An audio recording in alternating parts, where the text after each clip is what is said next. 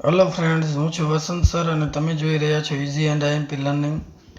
તો આજે આપણે આઈએમપી દાખલામાં ધોરણ 10માં વિભાગ ડીમાં જે શરૂઆત કરેલી, એમાં કાલે આપણે એક વિડીયો મૂકેલો હતો. આજે બીજો વિડીયો છે.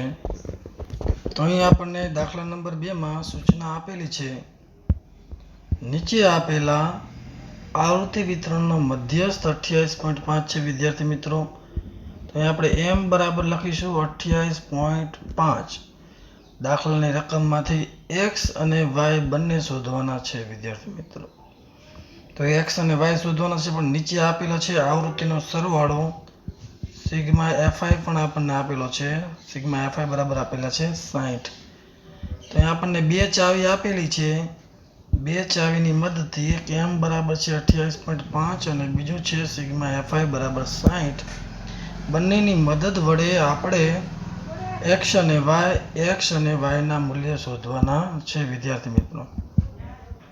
તો દાખલાની શરૂઆત કરી એટલે સર્વપ્રથમ આપણે આવૃત્તિ આપેલી છે, તો અહીંયા તમારે શોધવાની છે સંચય આવૃત્તિ. તો સંચય આવૃત્તિનો કરવાનો સરળ વિદ્યાર્થી મિત્રો. પ્રથમ વર્ગની આવૃત્તિ છે 5, એટલે અહીંયા મૂકી દીધા 5. પછી x એમાં ઉમેરવાનો. તો 5 વત્તા x, પછી 20 ઉમેરવાના. તો 20 ને 5 25 વત્તા x, 25માં 15 નાખવાના એટલે 40 પ્લસ x, 40માં y નાખવાના. તો 40 પ્લસ x પ્લસ y, પછી અહીં છેલ્લે છે 5, તો 40 ને 5 45 પ્લસ x પ્લસ y. તો સર્વપ્રથમ વિદ્યાર્થી મિત્રો અહીં આપણે આવી ગયો છે સિગ્મા fi આવૃત્તિનો સરવાળો કેટલો આવી ગયો 45 પ્લસ x પ્લસ y બરાબર કેટલા મૂકી દીધા આપણે 60. ત્યારબાદ વિદ્યાર્થી મિત્રો અહીં આપણે x પ્લસ y નું સૂત્ર તારવી લઈશું. x પ્લસ y બરાબર આપણે 60માંથી 45 બાદ કરશું તો જવાબ આવશે 15. તો દાખલાની શરૂઆત વિદ્યાર્થી મિત્રો આ રીતે આપણે કરવાની છે. હવે વિદ્યાર્થી મિત્રો આપણે જાણીએ છીએ કે મધ્યસ્થ 28.5 અહીં આપણને આપેલો છે મધ્યસ્થ. તો મધ્યસ્થ જ્યારે આપેલો હોય તો મધ્યસ્થ 28.5 કોની વચ્ચે આવશે? તો 20 થી 30ની વચ્ચે આવશે. માટે આ જે છે એ આપણો મધ્યસ્થનો વર્ગ થશે. એ મધ્યસ્થના વર્ગને આપણે આ રીતે અલગથી દર્શાવીશું.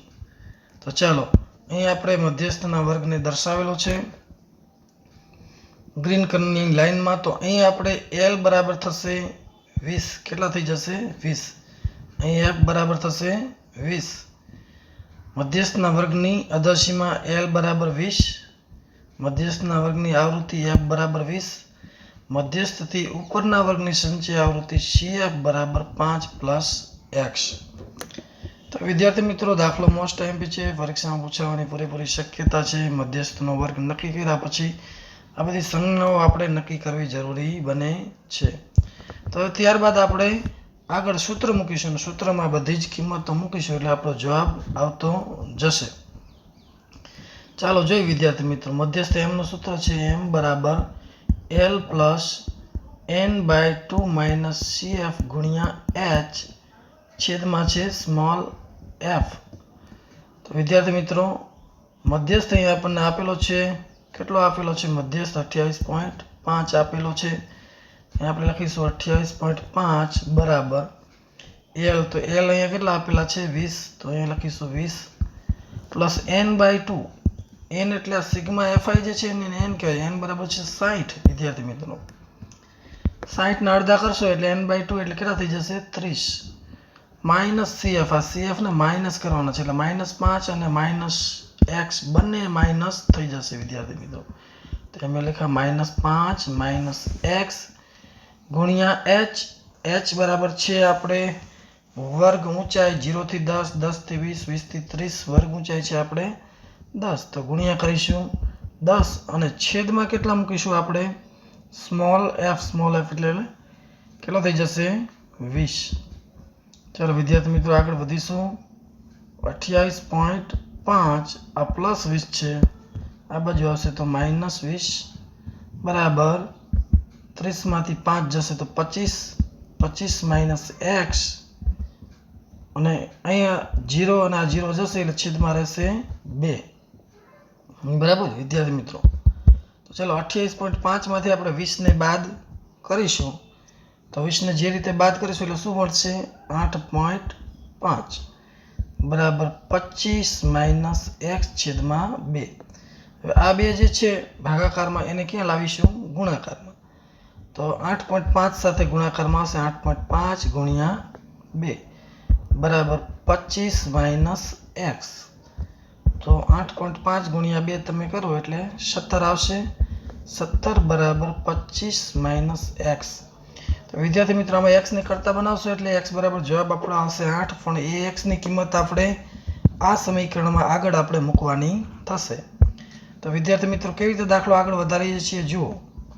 અહીંયા આપણે મૂકી દીધા 25 માઇનસ એક્સ માટે એક્સ બરાબર 25 માઇનસ 17 માટે એક્સ બરાબર આવી ગયા 8. આ પહેલો જવાબ આપણો એક તાળું ખુલી ગયું. એક્સ બરાબર જવાબ 8 આવી ગયો. આ એક્સ બરાબર જે 8 જવાબ આવે એ એક્સનું મૂલ્ય અહીંયા આપણે મૂકવાનું છે. માટે એક્સની જગ્યાએ મૂકીશું અહીંયા આપણે 8 વત્તા વાય બરાબર 15. માટે y બરાબર 15 માઇનસ 8 માટે y બરાબર જવાબ આવશે આપણો 7. તો x ને y નો જવાબ આવી ગયો છે વિદ્યાર્થી મિત્રો. તો આવા જ વિડીયો જોવા માટે આ ચેનલને લાઈક કરો, કમેન્ટ કરો, શેર કરો અને સબસ્ક્રાઈબ કરો. Thanks for watching.